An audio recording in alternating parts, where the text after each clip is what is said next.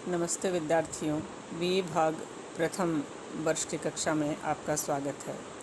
विद्यार्थियों, पिछले कालांश के अंतर्गत अपन ने राजनीति विज्ञान के अर्थ, प्रकृति और क्षेत्र पर विचार किया था। राजनीति विज्ञान के अंतर्गत हमारे दो पेपर हैं, जिसमें पहला पेपर है राजनीति विज्ञान के मूल आधार, जिसके प्रथम अध्याय का अपन अध्ययन कर चुके हैं। हमारा दूसरा जो पेपर है उसको हम प्रमुख भारतीय राजनीतिक विचारकों के नाम से जानते हैं। आज हम प्रमुख भारतीय राजनीतिक विचारकों वाली पुस्तक में से प्रथम अध्याय का अध्ययन करेंगे। विद्यार्थियों, आप लोगों को सिलेबस अभी बताया नहीं है। हमारे इस कोविड के कारण हो सकता है हमारे इस सिलेबस के अंतर्गत कुछ कमी की जाए। तो जब सिलेबस हमारा विश्वविद्यालय के द्वारा निर्धारित कर दिया जाएगा, उसके पश्चात आपको बता दिया जाएगा कि किस प्रकार से उसमें वो संशोधन करते हैं या अपन को इसी रूप में इसका अध्ययन करना है। तो इस राजनीति विज्ञान के इस प्रथम अध्याय के अंतर्गत प्रमुख भारतीय राजनीतिक विचारकों वाले अध्याय में हम मनुस्मृति का अध्ययन करेंगे। हमें जो राजनीतिक विचारक हैं उसमें दो प्रकार के विचारकों का अध्ययन करना है। एक तो हमारे प्राचीन भारतीय राजनीतिक चिंतक हैं, जिनके अंतर्गत मनु, शुक्र, कौटिल्य आदि की विचारधाराओं को हमें देखने को मिलेगा। तो हम शुरुआत करते हैं मनुस्मृति से। मनुस्मृति हमारे प्राचीन धार्मिक जो स्मृति ग्रंथ हैं उनमें से एक महत्वपूर्ण ग्रंथ माना जाता है। मनुस्मृति के रचयिता आचार्य मनु ने मनुस्मृति के अंतर्गत विभिन्न अध्यायों के अंतर्गत सामाजिक, राजनीतिक जो व्यवस्थाएं हैं उन पर प्रकाश डाला है। विद्यार्थियों, मनुस्मृति के अंतर्गत हम सबसे पहले राज्य एवं राजा की उत्पत्ति के विषय में अध्ययन करते हैं। सामान्यतः हम राज्य की उत्पत्ति के संबंध में हमारी प्राचीन विचारधाराओं के अंतर्गत अध्ययन करते हैं तो हमें ये देखने को मिलता है कि राज्य की उत्पत्ति के संबंध में लगभग विद्वानों के द्वारा दैवी सिद्धांत का समर्थन किया गया है, क्योंकि उस समय राजा को एक देवता के रूप में माना जाता था और राजा को जो शक्तियाँ प्राप्त होती थी वो देवता की शक्तियों के रूप में प्राप्त होती थी, क्योंकि उस समय जनता में शिक्षा का अभाव था, मनुष्यों में संगठन का अभाव था। तो यहाँ हमें मनुस्मृति के अंतर्गत भी देखना है कि मनुस्मृति के अंतर्गत राज्य की उत्पत्ति के संबंध में क्या विचार प्रस्तुत किया है। मनुस्मृति के अंतर्गत भी राजा और राजपद की प्रथम उत्पत्ति के बारे में दैवीय सिद्धांत को ही अपनाया गया है। मनु के अनुसार राजा की उत्पत्ति के विषय में जो विचार प्रस्तुत किए गए हैं उन पर मैं संक्षिप्त प्रकाश डालने का प्रयास करती हूँ। विद्यार्थियों, मनु ने सामाजिक व्यवस्था पर प्रकाश डालने के साथ साथ राजनीतिक विचारों का प्रतिपादन बड़े प्रभावशाली ढंग से किया है। मनुस्मृति के 7वें अध्याय में राजधर्म की विवेचना करते हुए राज्य की उत्पत्ति पर प्रकाश डाला गया है। मनु के अनुसार सृष्टि के प्रारंभ में समस्त संसार के अंतर्गत चारों तरफ मत्स्य न्याय प्रचलित था। दंड व्यवस्था के अभाव में चारों ओर अराजकता का बोलबाला था और आसुरी प्रवृत्तियां खुलकर अपना खेल खेल रही थी। चारों ओर हिंसा का बोलबाला था। ऐसी दशा में ईश्वर ने संसार की इस दुर्दशा को समाप्त करने के लिए राजा की सृष्टि की। मनु के मत में ईश्वर ने इंद्र, पवन, यम, सूर्य, अग्नि, वरुण, चंद्र तथा कुबेर आदि के सारभूत तत्वों को लेकर राजा का निर्माण किया। अर्थात इन तत्वों का राजा के अंतर्गत जो अंश समाविष्ट किया गया है उसका तात्पर्य यही है कि राजा मनुष्य के रूप में नहीं है, बल्कि उसमें सारे देवताओं के अंश समाहित किए गए हैं। इसलिए राजा कभी भी अपनी प्रजा से विमुख नहीं हो सकता है। इन श्रेष्ठ तत्वों के सम्मिलित होने के कारण राजा अपूर्व क्षमता वाला, जगरक्षक, समृद्धि वाला होता है। जिस प्रकार ये देवता विशिष्ट शक्तियाँ और प्रमुख गुण अपनी समस्त सृष्टि पर न्योछावर करते हैं, उसी प्रकार राजा भी अपनी शक्तियों से इस जगत पर शासन करता है।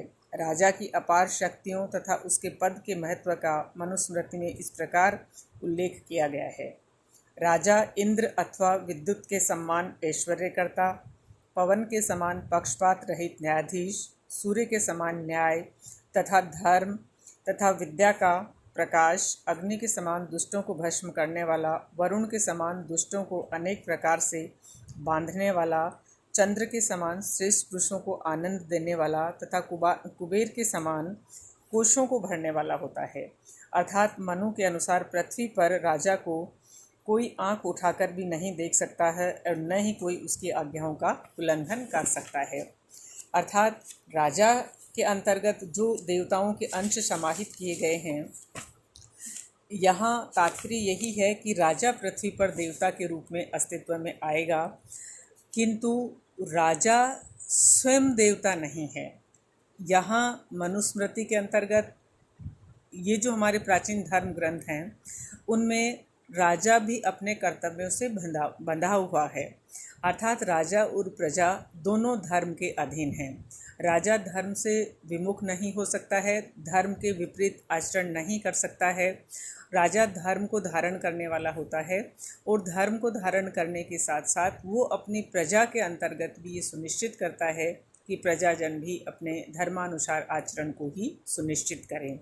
इस प्रकार हमारे प्राचीन धर्म ग्रंथों के अंतर्गत धर्म को सर्वोच्च स्थान प्रदान किया गया है, किंतु यहाँ राजा धर्म का करता है, उसको जन्म देने वाला नहीं है, क्योंकि धर्म का नियंत्रण प्रजा और राजा दोनों पर होता है और वो न केवल उसके लौकिक जीवन पर होता है बल्कि पारलौकिक जीवन पर भी होता है। राजा से ये अपेक्षा की गई है कि अगर वो धर्मानुसार आचरण नहीं करेगा तो उसको लौकिक जीवन के अंतर्गत यश की प्राप्ति नहीं होगी और पारलौकिक जीवन के अंतर्गत उनको मोक्ष प्राप्त नहीं होगा।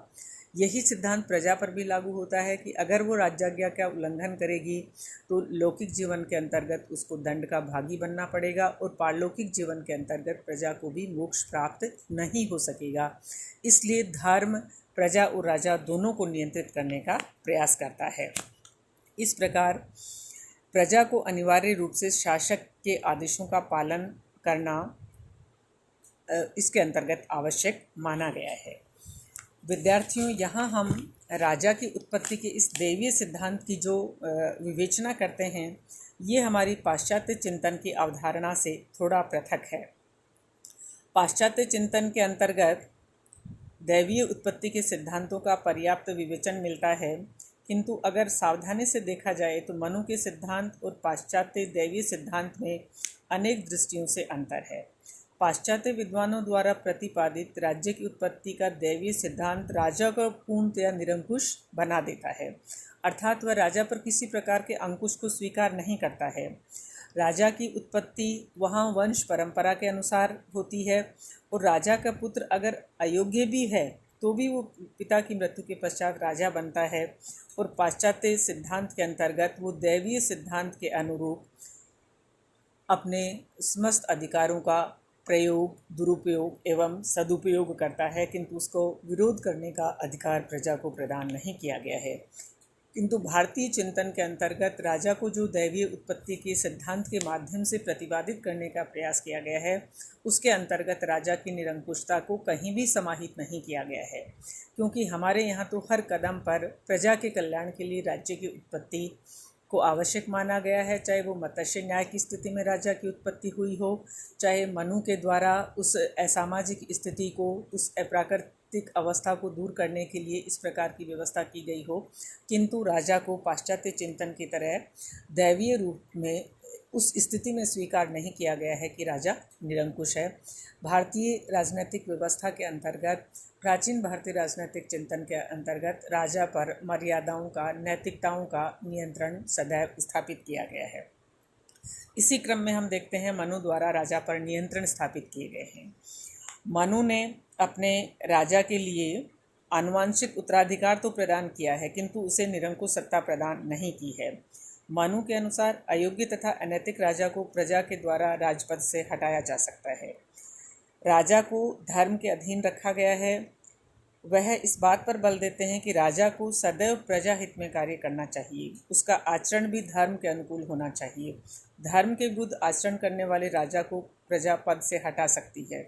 तो इस प्रकार मनुस्मृति के अंतर्गत राजा पर धर्मानुसार आचरण करने के लिए आग्रह किया गया है और प्रजा के हित में कार्य करने के रूप में उससे अपेक्षा की गई है। इसलिए हम ये मानते हैं कि धर्म राजा और मनुष्यों दोनों को नियंत्रित करता है। राजा अपनी संप्रभु शक्ति जनता से प्राप्त करता है और अपनी शक्तियों के प्रयोग में जनता की आज्ञा पालन की क्षमता से सीमित होता है। मनु का राजा दैवी शक्तियां रखते हुए भी साधारण प्रजा के समान धर्म विरुद्ध आचरण करने पर दंड का भागी होता है। इस प्रकार स्पष्ट होता है कि राज्य की उत्पत्ति के दैवीय सिद्धांत को अपनाने पर भी मनु ने राजा को वैसी निरंकुशता प्रदान नहीं की है जैसी कि दैवीय सिद्धांत के पाश्चात्य प्रतिपादकों द्वारा राजा को प्रदान की गई है। अतः हमें यहाँ ये स्पष्ट कर लेना आवश्यक है कि पाश्चात्य चिंतन और भारतीय चिंतन के अंतर्गत राज्य की उत्पत्ति की इस दैवीय अवधारणा में गंभीर अंतर है। अर्थात सामान्य शब्दों में आप इसको इस प्रकार जान सकते हैं कि पाश्चात्य चिंतन राजा को निरंकुश बनाता है और भारतीय चिंतन के अंतर्गत राजा की निरंकुशता का समर्थन नहीं किया गया है, बल्कि उनको मर्यादित रहते हुए अपनी सीमाओं में रहते हुए प्रजाहित के अंतर्गत कार्य करना है। अगले कालांश के अंतर्गत हम आगे की बातों का अध्ययन करेंगे। धन्यवाद।